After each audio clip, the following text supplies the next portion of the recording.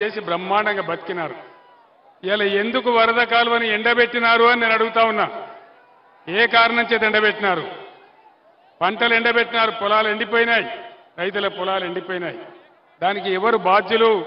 దయచేసి ఆలోచించాలని చెప్పి నేను కోరుతా ఉన్నా. మీ అందరు నేను ఒకటే మాట కోరుతా ఉన్నా. 5 నెలలలోనే ఆగమాగం చేస్తా ఉన్నారు రాష్ట్రాన్ని. బీడీ కార్మికుల గురించి పట్టింపు లేదు, చేనేత కార్మికుల గురించి పట్టింపు లేదు, గౌడ కార్మికులు గీత కార్మికుల గురించి పట్టింపు లేదు, విద్యార్థుల గురించి పట్టింపు లేదు, విద్యార్థుల ఫీజు రీఎంబర్స్మెంట్ వస్తలేదు, విద్యార్థులకు ఓవర్సీస్ స్కాలర్షిప్ వస్తలేదు. దీనికి అంతటి కారణం ఏంది? పోనీ ఇవన్నీ వస్తలేవు, ఇవన్నీ కేసీఆర్ ప్రభుత్వం స్కీములు. వాళ్ళు చెప్పిన 6 గ్యారంటీలలో ఏదన్నా అమలైందా? మహిళలకు 2500 వచ్చినాయా? వచ్చినాయట కదా, జగిత్యాలు వచ్చినాయట కదా. ఇలా రాహుల్ గాంధీ చెప్తుండే నిర్మల్ మీటింగ్లో, రాహుల్ గాంధీ నిర్మల్ మీటింగ్లో ఏం చెప్తున్నాడంటే ఆల్రెడీ మహిళలకు 25,000 రూపాయలు 22,500 వేస్తా ఉన్నామని చెప్తా ఉన్నాడు. రాలేదా? ముఖ్యమంత్రి రేవంత్ రెడ్డి చెప్పిండు, కేసీఆర్ 1 లక్ష మాఫీ చేసినాడు, మీరందరూ పరిగెత్తండి, 2 లక్షల రుణం తీసుకోండి, డిసెంబర్ 9 నాడే మాఫీ చేస్తాడు. 2 లక్షల రుణమాఫీ అయ్యిందా? కాలేదా? జగిత్యాల కాడ కూడా కాలే. నేను తెలంగాణ మొత్తంలో ఎక్కడ అడిగినా ఇదే మాట చెప్తా ఉన్నారు. కానీ ముఖ్యమంత్రి ఏం చెప్తున్నాడు? ఇవాళ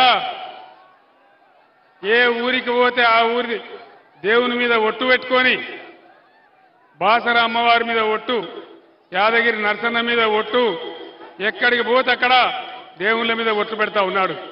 నమ్మచ్చునా ఈ ముఖ్యమంత్రిని? నమ్మే పరిస్థితి ఉందా? అరచేతుల వైకుంఠం చూపెట్టి అడ్డగోలు హామీలు ఇచ్చి ఇష్టం వచ్చిన పద్ధతిలో నోటికొచ్చిన వాగ్దానాలు చేసి ఈరోజు కాంగ్రెస్ ప్రజలను మోసగించింది. మీ అందరికీ కూడా తెలుసు. ఏ ఒక్కరి సంక్షేమం కూడా చూడడం లేదు. నరేంద్ర మోడీ 10 ఏళ్లైంది దేశానికి ప్రధానమంత్రి అయి. అచ్చే దిన్ వచ్చిందా?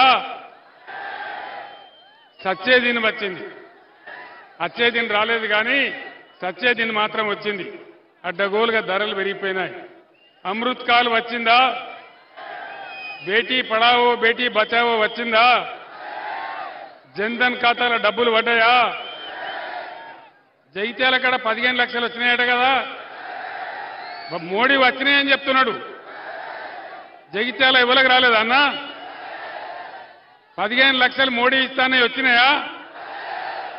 రాలేదా? ఇలా భారతదేశ రూపాయి విలువ డాలర్కు వ్యతిరేకంగా చూస్తే కనాహీనంగా 84 రూపాయలకు పడిపోయినది. ఎగుమతులు బంద్ అయినాయి, దిగుమతులు పెద్దగా పెరిగిపోయినాయి. దేశానికి 100 లక్షల కోట్ల అప్పు పెరిగింది. ఏ ఒక్క వర్గానికి కూడా మోడీ ప్రభుత్వంలో న్యాయం జరగలే. జరుగుతుందా? ఎవ్వలకు కూడా జరగలే.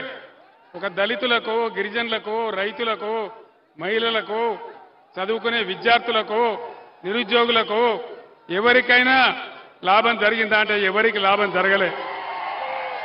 జరగలేదు కదా. ఈ 2 పార్టీలని మీ అందరికీ తెలుసు,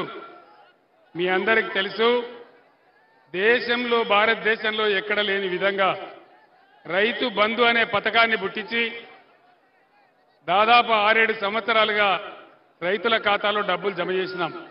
రైతు బంధు పడ్డదా? రైతులందరికీ పడలే కదా. ఏం పడాలి? కాంగ్రెస్ హామీ ఇచ్చిన మేరకు ఏం పడాలి? రైతు బంధు కాదు, మేము రైతు భరోసా ఇస్తాం, 7,500 ఇస్తాం, సంవత్సరానికి 15,000 ఇస్తామన్నారు. మొదటి 5,000 దిక్కులేవు. రెండవది ఇంకోటి చెప్తున్నారు.